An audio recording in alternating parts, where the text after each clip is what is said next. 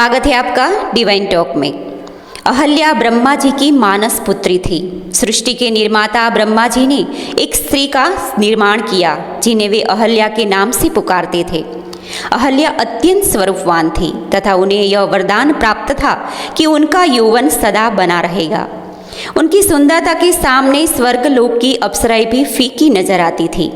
अहल्या की सुंदरता के कारण सभी देवता उन्हें पाने की इच्छा रखते थे। ब्रह्मा जी ने अहल्या की शादी के लिए एक परीक्षा का आयोजन किया जिसके विजेता से वह अहल्या की शादी रचना चाहते थे।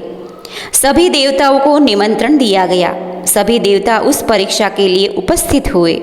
महर्षि गौतम ने यह परीक्षा उत्तीर्ण की।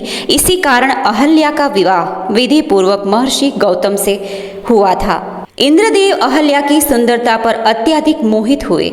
एक दिन इच्छा के वशीभूत इंद्रदेव पृथ्वी लोक में अहल्या से मिलने चले गए। महर्षि गौतम के रहते इंद्रदेव कोई दुस्साहस ना कर सके।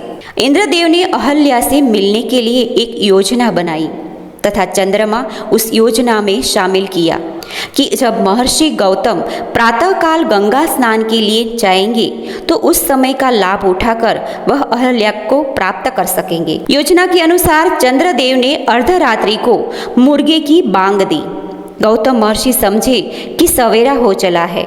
वह तुरंत उठे तथा गंगा तट पर स्नान करने के लिए चले गए। महर्षि गौतम के जाते ही इंद्रदेव ने गौतम महर्षि का रूप धारण करके घर में प्रवेश किया तथा पहरेदारी के लिए चंद्रमा को घर के बाहर बैठा दिया। गौतम ऋषि जब गंगा तट पर पहुंचे तो उन्हें अलग ही आभास हुआ तथा उनके मन में संदेह भी उत्पन्न हुआ। तब गंगा मैया ने प्रकट होकर महर्षि को बतलाया कि यह सब इंद्रदेव का बुना जाल है। अहल्या की सुंदरता से मोहित होकर कुकृत्य की भावना से इंद्र पृथ्वीलोक पर आए हैं। यह सुनकर क्रोधित महर्षि गौतम तेजी से अपनी कुटिया की तरफ आए। जब उन्होंने कुटिया के बाहर चंद्रमा को बैठे देखा तो गुस्से में महर्षि गौतम ने चंद्रमा को श्राप दे दिया कि राहु की कुदृष्टि तुम पर सदा बनी रहेगी। इसी श्राप के कारण चंद्रमा को ग्रहण लगता है। गुस्से में लाल पीले महर्षि गौतम ने अपने कमंडल से चंद्रमा पर प्रहार किया। इसी कारण चंद्रमा में दाग है। इंद्रदेव को महर्षि गौतम के आने का आभास होते ही वहां से भागने लगे। महर्षि गौतम ने इंद्र को श्राप दिया तथा पृथ्वीलोक में पूजा न होने की भी बात कही। वहां से भागते समय इंद्रदेव अपनी असली रूप में आ गए। अहल्या की कोई गलती नहीं थी। उनके साथ तो इंद्रदेव ने छल किया था, परंतु क्रोध के आवेश में महर्षि गौतम ने अहल्या को अनंत काल तक शीला का रूप धारण करने का श्राप दे दिया। परंतु जब महर्षि गौतम का गुस्सा शांत हुआ तब उन्हें आभास हुआ कि इस सारे प्रकरण में अहल्या की कोई गलती नहीं थी। उन्होंने जो श्राप अहल्या को दिया था उससे उन्हें काफी दुख हुआ,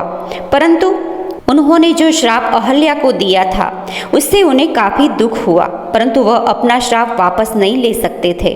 तब उन्होंने अहल्या की शीला से कहा कि जब तुम्हारी शिला पर किसी दिव्य आत्मा के चरणों की धूल स्पर्श करेगी तब तुम अपने असली रूप में आ जाओगी।